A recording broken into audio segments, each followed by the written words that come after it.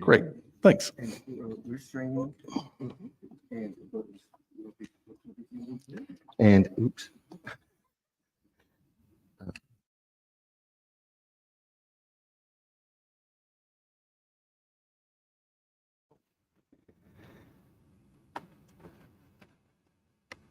Well, good afternoon. I'm glad you, that's such a beautiful fall afternoon. I'm glad you all came out. We've really appreciated it. And to people who are watching us as we're being streamed as well. I'm Bill Harris, the director here at the FDR Presidential Library. And I'm so happy to welcome Jim Noles to talk about his book, West Point's Perfect Season 1944, Undefeated, From Basketball to Battle.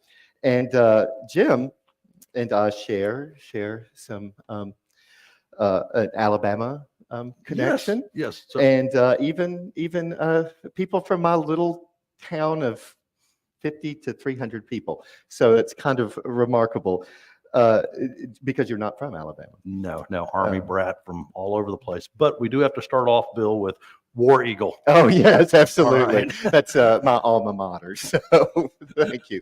I hope no one's for the University of Alabama because we just turned off half of our audience then. So Jim is a West Point graduate. Yes, class Yes. of 1990. And he served at Fort Rucker, Alabama, which is down in my part of the state as well. He's written many things. You're an attorney? And based in Birmingham, and he's written 2 World War II histories, Mighty by Sacrifice, The Destruction of American Bomber Squadron. I did look that up. I want to read that one. And 23 Minutes to Eternity, The Final Voyage of the Escort Carrier, Lipscomb Bay. And he has had articles published in New York Times, Chicago Tribune, Birmingham News. Welcome, Jim. Thank you for having me, Bill. It's great to be here. Thank you all for coming out. It's exciting. So, talk to me about how you decided to write this book. Where did this? I mean, I've seen books about the football team. Yes. But there really wasn't anything about the basketball team, was there? No, there really wasn't. And this is a very silly reason for writing the book. But I was actually filling out my NCAA tournament March Madness brackets one year, several years ago. And that got me thinking as I was looking at the 60 some odd teams, I wonder if my alma mater, West Point, had ever gone to the NCAA tournament. I know they had gone to the NIT a couple of times, but I looked and sure enough, they had not. One of the, I think, 4 schools that were originally qualified to have, you're nodding, sir, you're going to help me out, help me remember the other 3. There were 4 schools that originally qualified to have been in the tournament that have never gone. I think it's like William and Mary, Citadel, St. Francis, perhaps, and then West Point. I said, well, I wonder if we ever even came close. And then I went, thanks to Google, went online and Wikipedia and looked at the record and saw, boy, in 1943, 5-10, okay. 1944, 15-0, ran the table. And then, well, I'll just leave it there for right now. Yeah. But ran the table. And I thought, why would they have not, they obviously recognized 1944 being there's some other things going on in the world at the time, but looked at that and thought maybe there's a story there. And then as I started looking at who was on the team and what happened to him, I thought there's a little story there. There most certainly is. And that's what I found interesting about it is you don't actually have to be a basketball fan or frankly even know anything about basketball to appreciate the different aspects here and the different layers of what's occurring, both in terms of their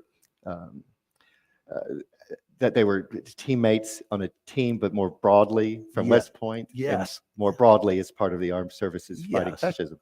Right. And it was I think any good story, even a sports story or a military history, is really about people. Mm-hmm. And I think that's what really had me convinced that maybe this could be a story worth writing about and worth reading one day. And that's it's true. The approach that you take is it does. You focus on 5 different players in slightly different parts of their West Point careers. And so that the basketball becomes this human story of how they're competing and changing, right? And the pressures on them as those who are looking towards graduation and knowing, what's coming next, right?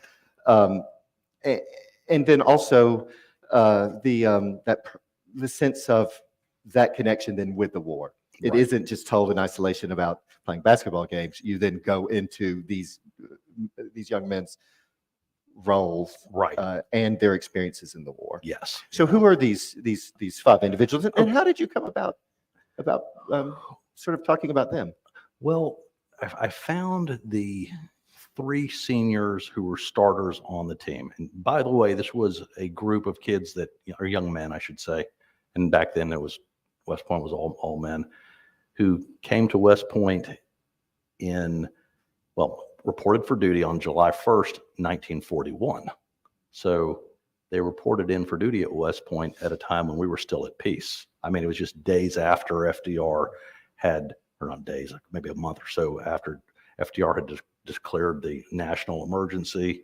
It was a couple of weeks after Russia had, after Germany had invaded Russia. We obviously had the ships being sunk in the Atlantic, although we were not quite at that stage yet as far as being involved. But these guys, bottom line, they came to West Point at a time of peace. And I think that's an important thing. They came in at a time of peace. A domestic peace in a war. Domestic peace, war, absolutely. A world torn by war. Yes. And the three fellows I focused on were a guy from Minnesota named Ed Crystal. Ed Crystal. If you're a fan of Army basketball, you might recognize that name, Crystal. Crystal was from Minneapolis, Minnesota, and he was 6'4", which made him the tallest cadet at West Point at the time, and he played center on the basketball team. So that was Big Ed Crystal. Then you had a guy named Bobby Faas, F-A-A-S, and Bobby was from La Crosse, Wisconsin, and he was a forward. And then the other fellow I focused on was Jack Hennessy, and Jack Hennessy was from the south side of Chicago. And I like that part of the story just because, although maybe it wasn't a great span of, not quite, maybe that's not Hollywood casting. I didn't have anybody from California or New York or the Deep South. And West Point was segregated at that time. Actually, were there any cadets? They had one black cadet in their class who was a great story in and of himself, and maybe that'll be a story one day too. But he came through and had to endure. Well, I'm off on a tangent there, but there was one. There was one. But these guys came in, and so there are you, kid from Minneapolis whose dad owned a grain elevator right there in Minnesota. Bobby Faas, whose mom owned a tavern in La Crosse, Wisconsin.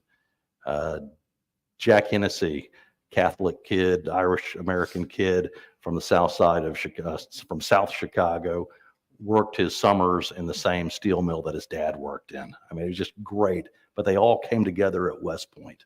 And I mean, I guess that appealed to me also, Bill, because that's what I experienced at West Point when I came in July of 1986. I came in and had classmates, roommates, Beast Barrack squad mates from all over the country. And it was just so neat to have that experience. So anyways.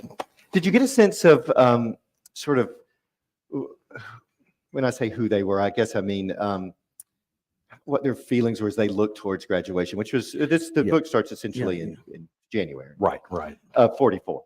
And knowing they're going to graduate in June, on June 6, 1944. Yes. We could get, something happened on that date. Don't cheat. Don't start Googling that up, okay?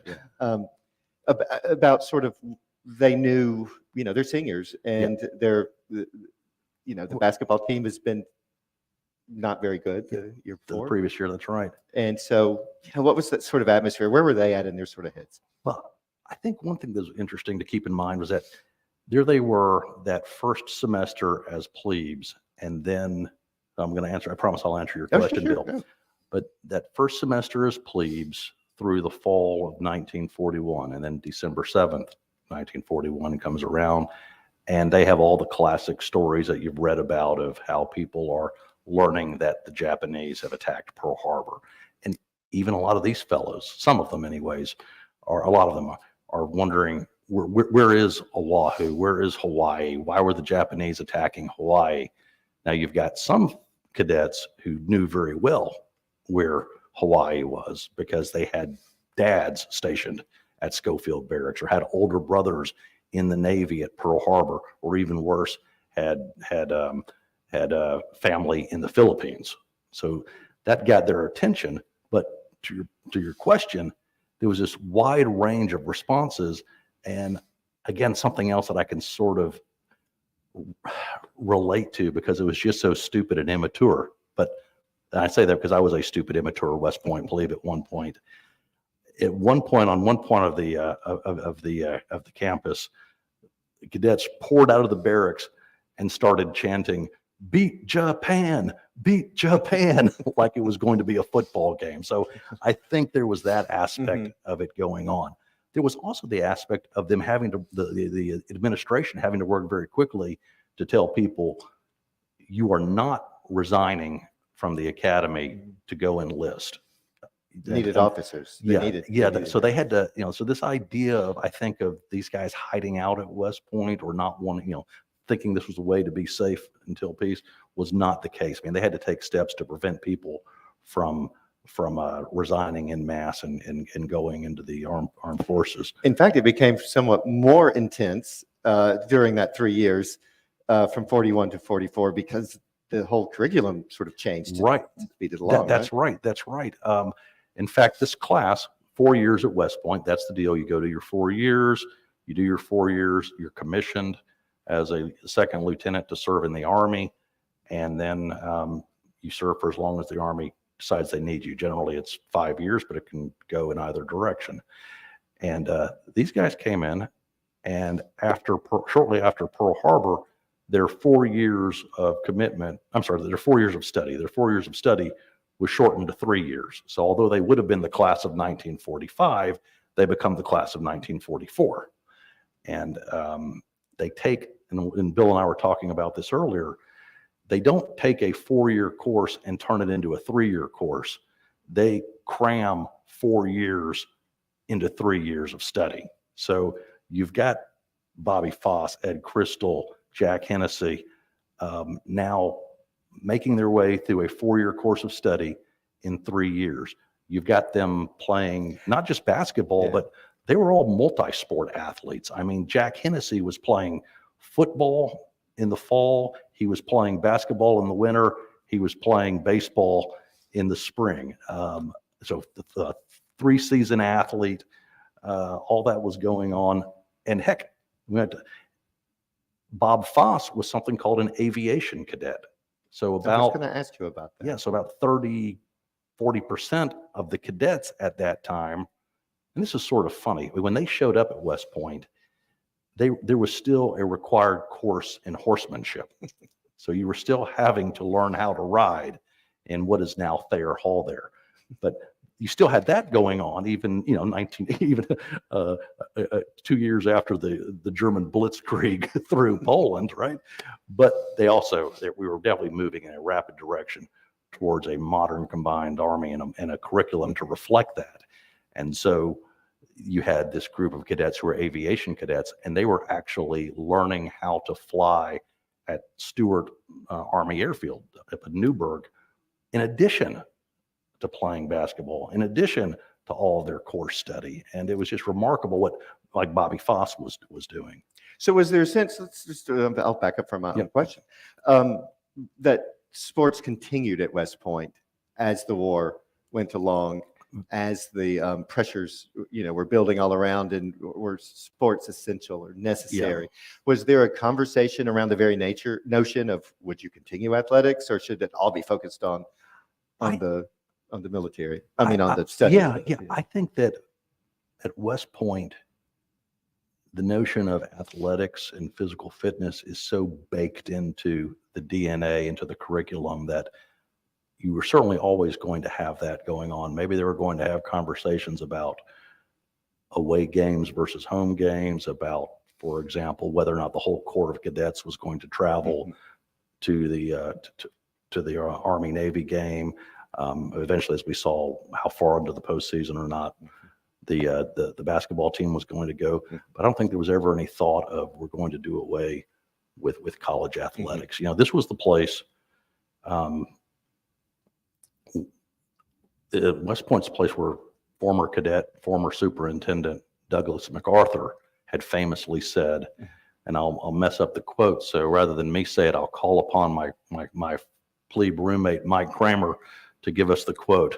Upon the fields of friendly strife are sown the seeds that on other fields, on other days, will bear the fruits of victory. Mike, I'm going to give you a high 0 for that.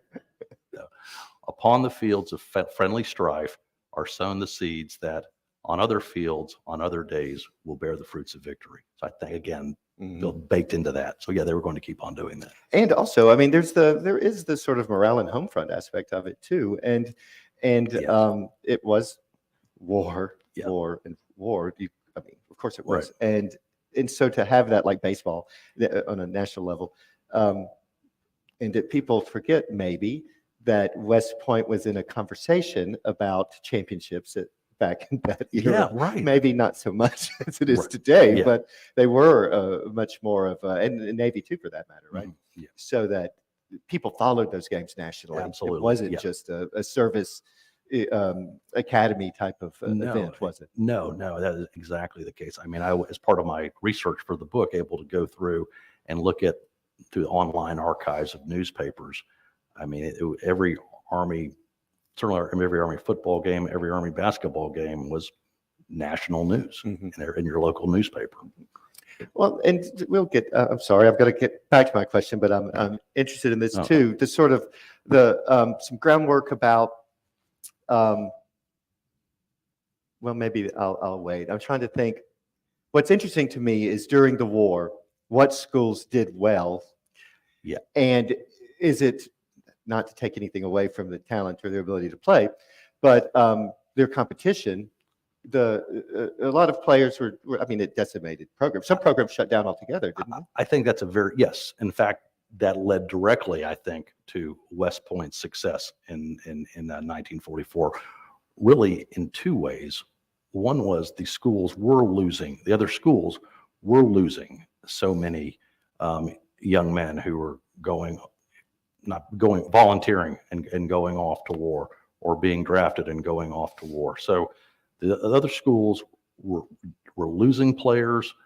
To some extent, they were being replaced by the schools that had V5 or V12 on school training programs. That's fascinating. I didn't know that. They had some talent coming in, but the other thing, the key thing along those lines. So that was going on. The key thing though was Fordham had to shut down its basketball program in 1943, and that, in no small part, is the genesis of West Point's success, because Fordham's basketball coach was a guy named Ed Kelleher.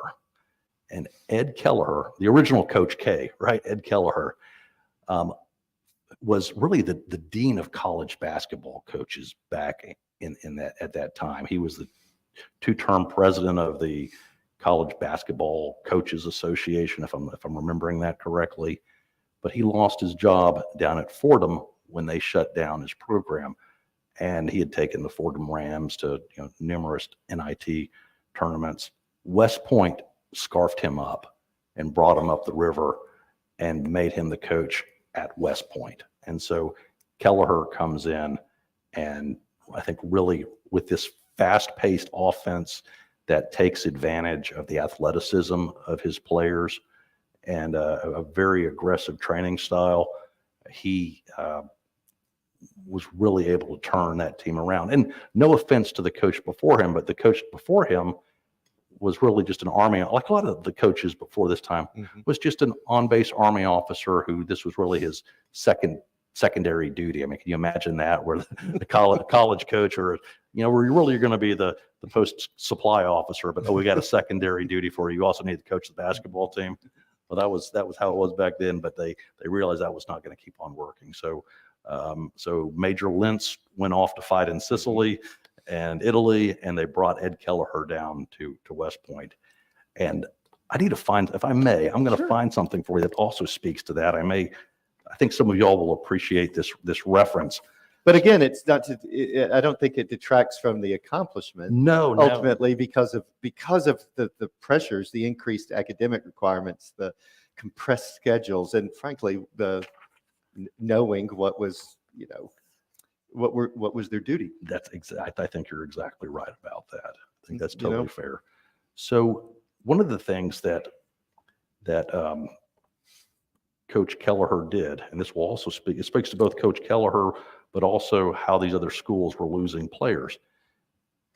Coach Kelleher got here and looked around and saw who he had among the enlisted personnel who had either been drafted or who had enlisted, who were at West Point. Because West Point's a military garrison. There are lots of military personnel on post other than just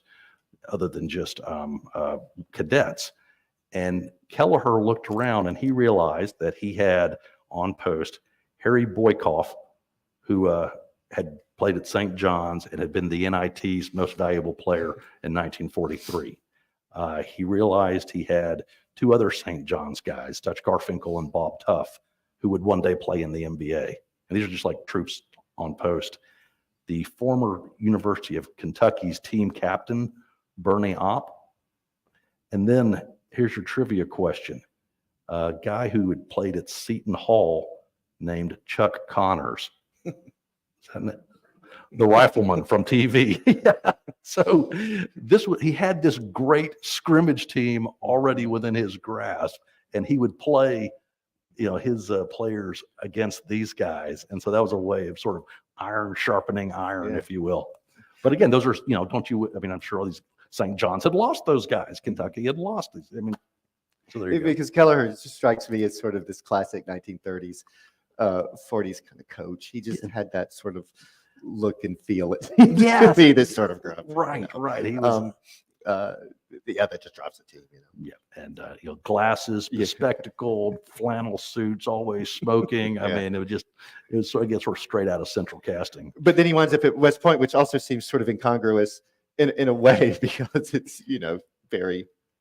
Everyone's put together very appropriately. He was kind of a different character up there. That was ironic, and then I'd also say that the other bit of irony was that for me writing this book, the officer in charge, sort of the officer chaperone of the basketball team, was a colonel named DeWalt, who was a professor in the physics department, and that's ironic because.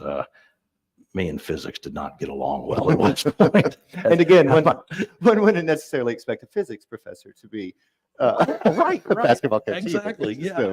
Not to put people in boxes, but come on. I mean, we do know that. So it's January. And one last thing is that get us is to January of 44 is the war came directly home to them every day, not just through the news, but their classmates. Were serving and dying. Well, teammates, not classmates, but I think teammates. So they knew that they had former teammates on the basketball team that were certainly already serving in combat overseas, but in several cases, particularly in the Air Corps or the Army Air Forces, who were being lost in battle or dying in plane crashes, training crashes. So that was going on. The one that's a member of our staff who died during World War II. He was training as an airman too. And okay. So that was not uncommon. No, all the time, frankly. Yeah. So it's January. They're trying to scramble together a team after a lackluster season. Previous season, right? And what is Coach Keller? He knows what he's got. How many people carried over? What is he?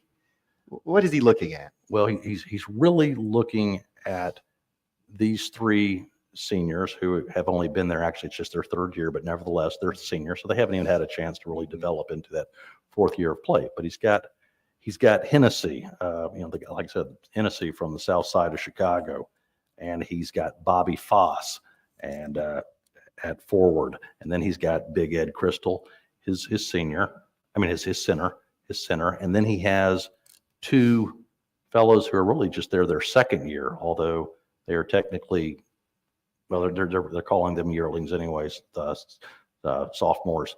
A fellow named Doug Kenna from Mississippi and a fellow named Dale Hall from Kansas, who are both actually more football players than they are basketball players, but they're just great all-around athletes. So that's the team he's got to put up against the first team that comes calling in January 12th. Ironically, the Quakers of Swarthmore come to play the Black Knights of West Point. It seems an unlikely game, and it goes very poorly for the Quakers, actually. But their heart wasn't in it, was it? No, I don't think so. But that's the start of this run that goes. I mean, they play Swarthmore, Colgate, knock off St. John's. Then they go away. Their first big test is actually St. John's was their first big test. Then they have an away game. They go. I may be jumping ahead of you, Bill. I'm not answering any of your questions. I'm just rambling, aren't I? I'm sorry. No, you are. It's a conversation. That's the point. But you made a point, though, that I would like to explore a little. Well, how did basketball figure in against football at West Point generally? Since, we know of Army Navy. That's a football game. You never think about basketball too much. At least then, you never hear about it. So where was it in the general? I think in the same hierarchy. And in all fairness to everybody, it was. I mean, particularly back then, it was very much a football school, and we were, I think, very much on the college scene. It was particularly nationally that was the college sport people were thinking of. So, baseball, basketball, they were sort of second tier to football. That's what you're getting all the attention of. Heck, when Army played Navy in Chicago in 1926 for the Army Navy game that I believe christened Soldiers Field, if I'm right. I mean, it was 100,000 people at that game, the biggest sporting event we had in the United States up to the point. So that was the grip that Army football had on the American consciousness. And 44 and 45 for the football team too were undefeated. Yeah, 44 wasn't it? Was it? I think so. Okay. They beat Navy. I think they beat Navy fairly well in 44. Maybe? Am I getting that wrong? Thank you. And had they gone undefeated? That's like I think they did. Well, they were tearing it. Yeah. Listen to us for having this is what we should have a drink over, right? We need another chair up here. Come on up. You've been nodding the whole time. All right, there we go.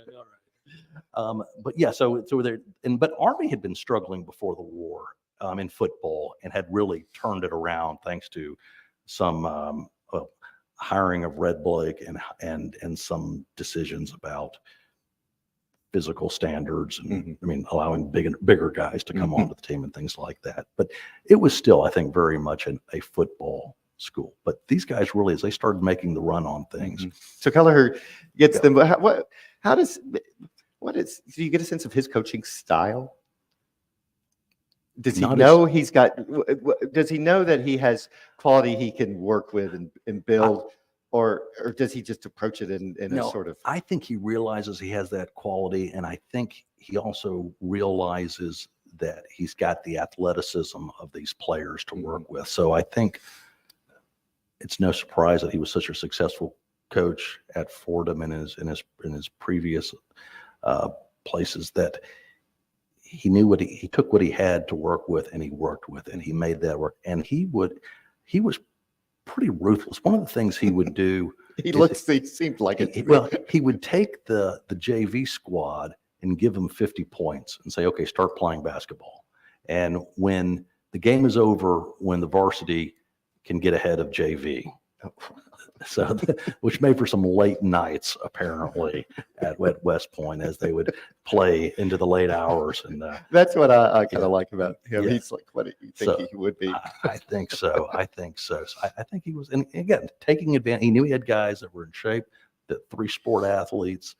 And that's the thing too. The teams are lean. I mean, and the coaching staffs are lean. It doesn't even vaguely compare to today. In terms of the infrastructure and support. They're doing it all. He's coaching and they're playing everything. Right. And they're playing, it's a relatively small school. I mean, they've probably got that's true, 1,300 cadets there at one time. And they're playing schools like Penn State and Maryland. Did they talk about the schedule and how these young men, did they there weren't many away games. How did that work with the Yeah. restrictions on Yes. So gas and transportation? right. I think that factored into this. So, and that would have helped West Point obviously as well. They played Columbia away. That was a challenge for them. It was a big game. That's out in the They- city though, so yeah, that yeah. but they beat Columbia, and weaving the whole war into that. So they go down to play Columbia 4 games into the season, late January, and they're on the train down there reading in the paper about how we've invaded at Anzio. So you've got papers talking about cadets invade New York for basketball game, and then we've got a real invasion going on in Italy and Anzio. They played Penn State at West Point. They played the Coast Guard Academy here. Then they went up to Rochester. Rochester had a great basketball team back in the day, and that gave them a real run for their money.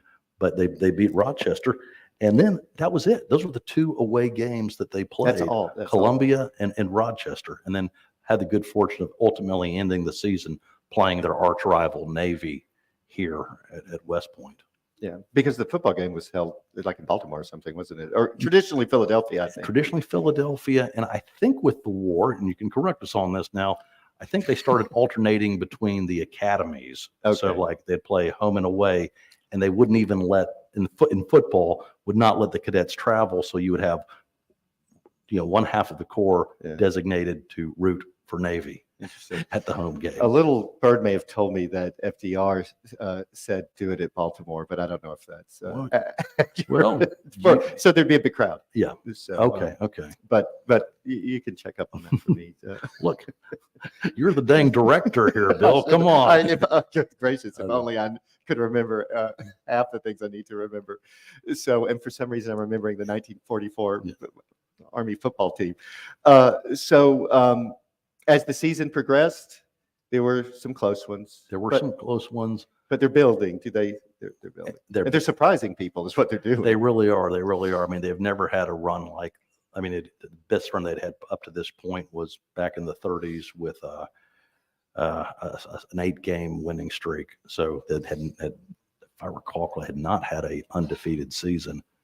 If they had, it was under the radar. But they go through, games 13, 14, 15th game playing Navy, the big rivalry game, and took an early lead on that. Seemed to be doing pretty well, but Jack Hennessy fouled out, and it was interesting. Jack got a lot of accolades, got a lot of recognition for that because it really showed just how valuable this not flashy, scrapper defensive player really was for the team, because Navy almost came back and ruined that perfect season for them. But in the end, Army won, and it was fun. It was 100 nights. There's a nice little coincidence here. They beat Navy on March 4th, 1944, 100 nights before graduation, and that's one of your bits of plebe knowledge. When you're a plebe, you've got to be tracking how many days there are until the Army-Navy game, how many days there are until Christmas leave, how many days until graduation. And 100th night is actually a big celebration, a ball, a dinner, that kind of thing for the cadets. So they win, they have 100th night. 2 of the guys have real serious girlfriends. And I think it was a big night for them, except for the fact that was the end of their season. Now let's go. Let's talk about that, because that's where the story is. It's painful. Yeah, because all of this is going on in their lives, all is going on in the world, and they do this remarkable thing. Yeah, and then West Point decides we're not going to accept it. And at that time, the NIT was really the big absolutely. Not the NCAA. Yeah, the NCAA tournament was fairly new. Right, I think 36 or 38, if I remember. But they said they were just not going to accept any invitations for postseason play. And it's kind of unclear why. Yeah, and maybe someday a better historian or researcher than me will find or you'll find it perhaps here in the archives, find the smoking gun of the letter that said we're not going to this is why we're not doing it. But Because it wasn't that, I mean, it's done in New York City. yeah, and I But think is there symbolic reason? I think there was a symbolic. I think what this was a time when, these guys, even though they were at West Point, they still were not overseas fighting. They were relatively safe at home, but they were going to be going overseas. This was a time when on the American home front, people were being asked to drive 35 miles an hour and use ration cards and basically not participate in non-essential travel. And some of the definitions of the Office of Defense Transportation was that going to sporting events was non-essential travel.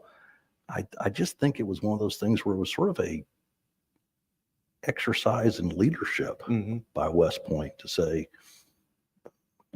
balancing, the lifting spirits and morale and all that. But it brings it home in a way, doesn't it? But just saying, we're bigger response. What are you here for? Right. Exactly. It's That's setting that interesting. example. It sort of puts the athletics, which are important, in a sort of in the bigger context. I think it's not about the athletics. Yeah. It's about why we're here. Right. And what you're studying for, what you're about to do. That's right. That's right. And I think what is also interesting about it, almost more than anything, is there was no blip whatsoever that I could come across. No complaint, no no editorial on a sports page by somebody calling for Army to be allowed to go play in the NIT or the NCAA. No one writing a letter to their congressman. Nothing. These guys just. Well, it's hard it would be hard, wouldn't it, to be publicly critical of the idea that, no, we're not going to play another basketball game. We're going to get this done. Yeah. But these guys and so they beat Navy and they went on into their final 100 days of their time at West Point. And then graduation. Yes. Day. And then they graduate. That's right. So here, going back to your great, great pickup on that, Bill. They graduate, and there's 474 of them. They graduate on June 6th, 1944, which, as someone said, I'll explain it this way too. So they had a classmate, a kid named John Eisenhower, class of 1944.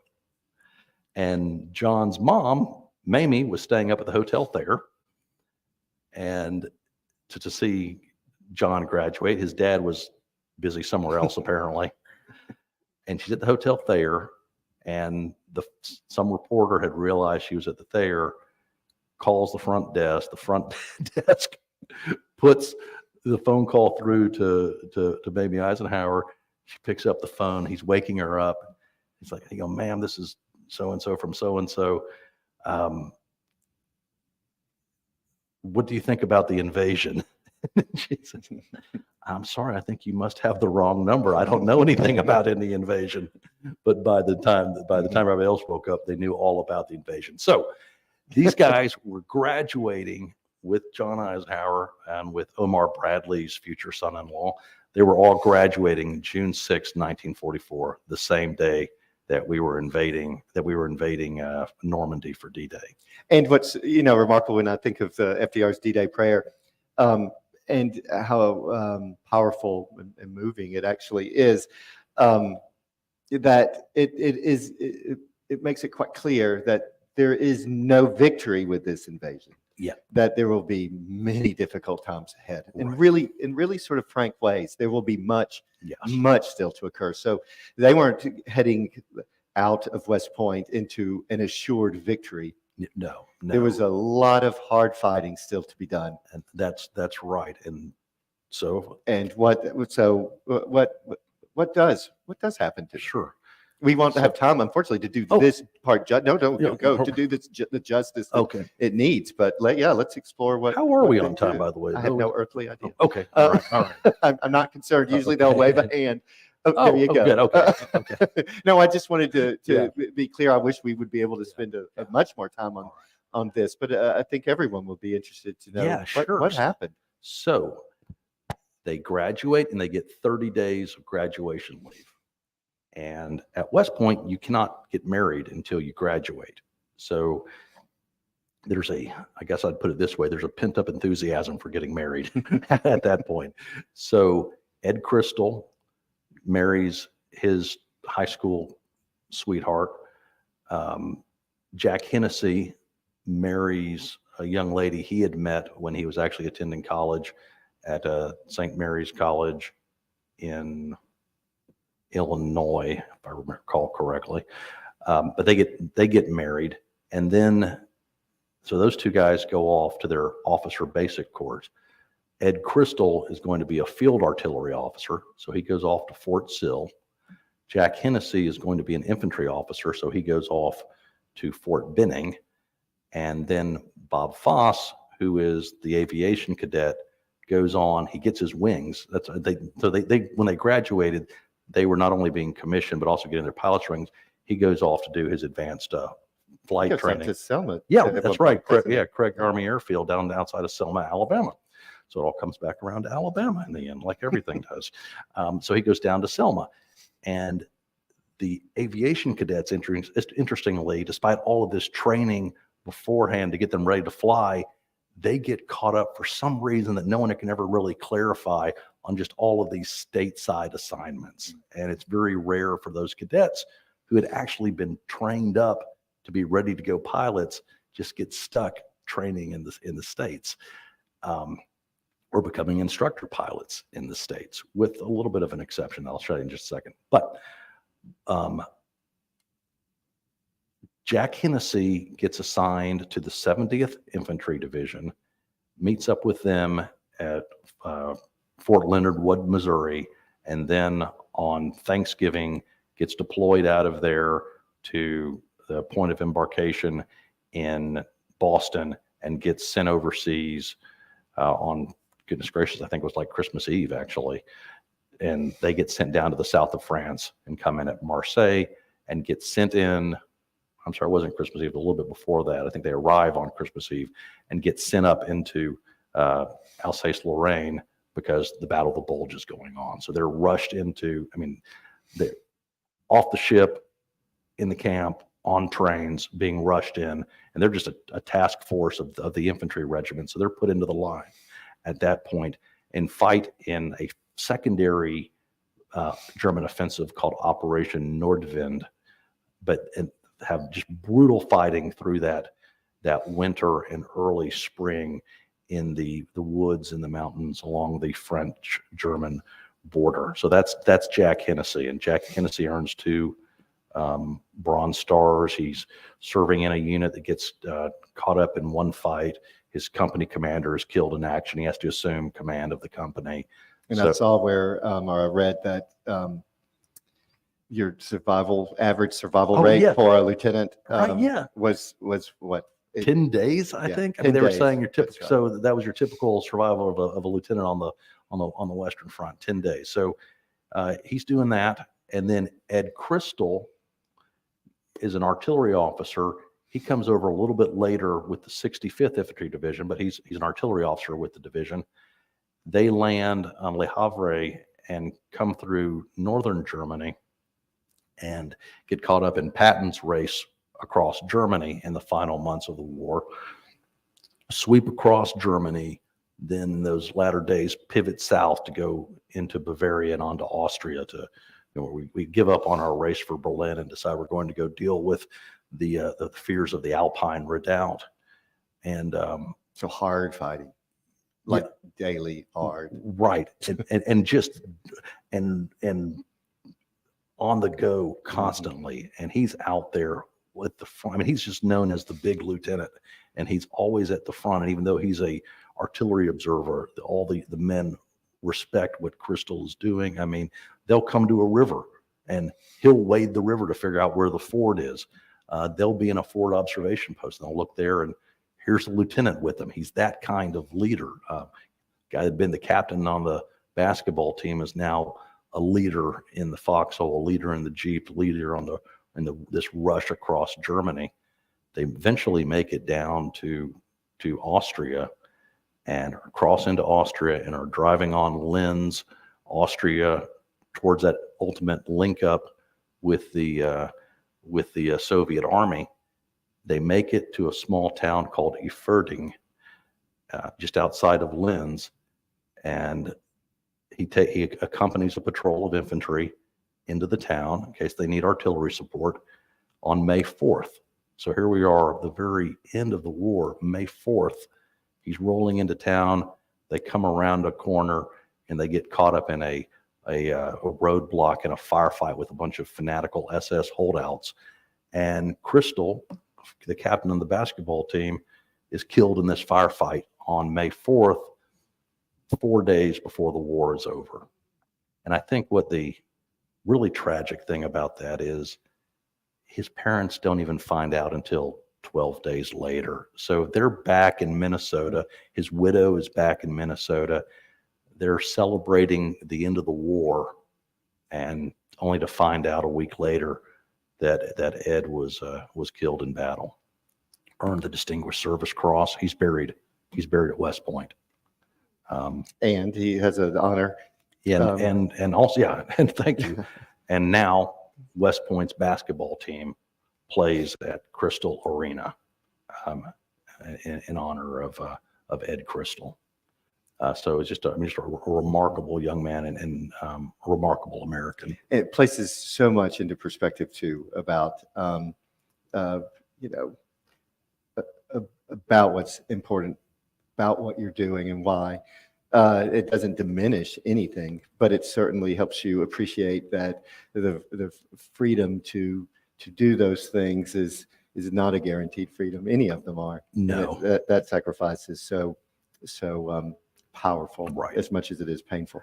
And he was not the only member of that class Yeah. that made that sacrifice. By the end of the war, of the 474 classmates, just in the short war that they had, 15 of them were lost their lives in either training accidents or in combat during. And out in the Pacific, then we've got another. Oh, right, and then so we've got. This is a dramatic. Yeah, dramatic story. So finally, the third fellow I tracked, Bobby Fass, the pilot, he finally gets his coveted overseas assignment, and he's assigned as a P-47 November Thunderbolt pilot. And these are specially designed Thunderbolt single-engine fighter bombers that are flying off of Ijima, which is one of the Okinawa islands that we had captured, and flying and actually doing strikes on the Japanese home islands. So they're going up in a single engine plane, flying 3 hours, 500 miles, attacking Japanese facilities, and then flying back in their single engine plane. He gets to do one mission with the 1st Fighter Squadron, 417th Fighter Group, survives that, comes back in, is doing his second mission. He's flying that one. He's flying it, by the way, on that mission. They see a peculiar purple, orangey mass on the horizon, and it's us dropping the bomb on Nagasaki. So he's flying that mission that same day, but he's got another target. He goes with his squadron, and they attack a Japanese airfield, and he's hit. His plane's hit as he's fighting him. So he's talking about the last days of the war again. Here we are. We've just dropped the bomb on Nagasaki.